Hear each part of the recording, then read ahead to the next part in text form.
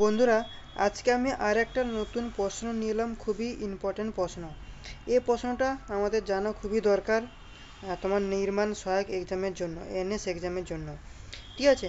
এবং এখান থেকে কিন্তু পিএসসি জেইতেও কিন্তু এখান থেকে প্রশ্ন আসে, এসএসসি জেইতেই তো আসে। ঠিক আছে? তো নির্মাণ সহায়ক এবং পিএসসির জন্য খুবই ইম্পর্টেন্ট প্রশ্ন। কি বলছে দেখো, বলছে the rate of accumulation of sludge per person per year. প্রত্যেকজন মানুষের প্রত্যেক বছরে যে রেট অফ একুমুলেশন কত হয়, ইজ ইউজুয়ালি টেকেন, আমরা কত নিই সেটার একটা ম্যাথ ক্যালকুলেশন করে আমাকে বের করতে হবে, দিয়ে বলতে হবে। অপশান এতে বলেছে 10 লিটার, বিতে বলেছে 20 লিটার, সিতে বলেছে 30 লিটার, ডিতে বলেছে 50 লিটার। কত হবে একজন মানুষের এক বছরে তোমার রেট অফ একুমুলেশন কত হবে সেটা আমাকে বের করতে হবে।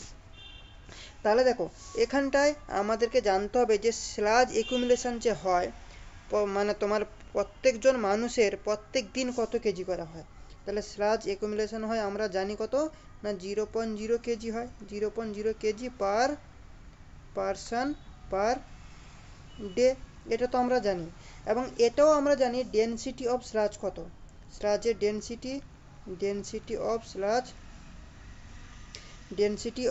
ডেনসিটি কত আমরা জানি, 1400 কেজি পার এমকিউ। তাহলে এটাকে আমি সলিউশন করে দিই। দেখো, আগে আমি লিখে দেবো স্লাজ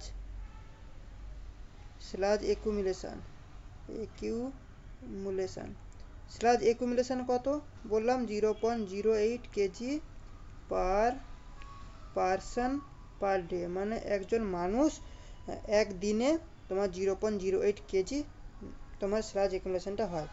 আর কি বললাম, আমরা জানি যে ডেনসিটি অফ স্লাজের ডেনসিটি কত না, আমরা জানি 1400 কেজি পার এমকিউ। ঠিক আছে? তাহলে দেখো, একজন আমাদেরকে কত দিনে বের করতে হবে, এখানটা দেখো প্রশ্নতে বলে দিয়েছে তোমার পার ইয়ার, মানে এক বছরের আমাকে বের করতে হবে। তাহলে এক বছর মানে কত, 365 দিন। তাহলে 365 দিনে একজন মানুষের কত কেজি স্লাজ বেরোবে, তাহলে সেটা আমাকে আগে বের করে নিতে হবে। তাহলে তার জন্য আমরা কি করব এখানটায়, দেখো সেটার জন্য আমরা কি করব না, এই যে 0.8 সেটাকে নেব, 0.08 সেটা তো নেব, মানে এটা হচ্ছে একদিনে। তার সঙ্গে তোমার এক বছর মানে কত, 365 দিন, এটাকে আমরা গুণ করে দেব। গুণ করলে যেটা আসবে সেটা কিসে আসবে, সেটা আসবে আমাদের তোমার এত কেজি পার পারসন পার ইয়ার, মানে ইয়ারে চলে আসবে। তাহলে এইটাকে যদি আমরা গুণ করি তাহলে আসবে কত, 29.2 কেজি পার পারসন পার ইয়ার। এইটা আমরা পেয়ে যাচ্ছি। তাহলে এটা তো প্রত্যেক বছরে একজন মানুষের 29.2 কেজি আমরা পাচ্ছি। তাহলে এর সঙ্গে আমাকে কি করতে হবে, ডেনসিটিটাকে কিন্তু গুণ করতে হবে। তাহলে আমরা প্রত্যেক বছরে কত পেলাম, 29.2 কেজি। সেটার সঙ্গে আমাদেরকে কি করতে হবে, দেখো অপশানটা আমাকে কেজিতে দিয়েছে না কিসে দিয়েছে। অপশান তোমরা এখানে দেখতে পাবে, যে দেখো লিটারে রয়েছে। তাহলে লিটারে আমাকে বের করতে হবে।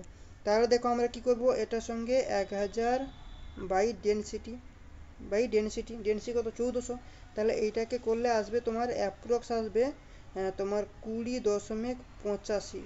এর ইউনিটটা কি হয়ে যাবে না, এটা আসবে তোমার লিটার পার পারসন পার ইয়ার।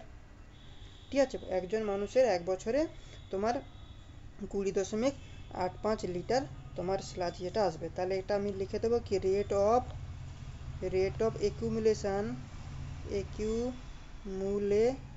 একিউমুলেশন কত, 20.85 মানে 85।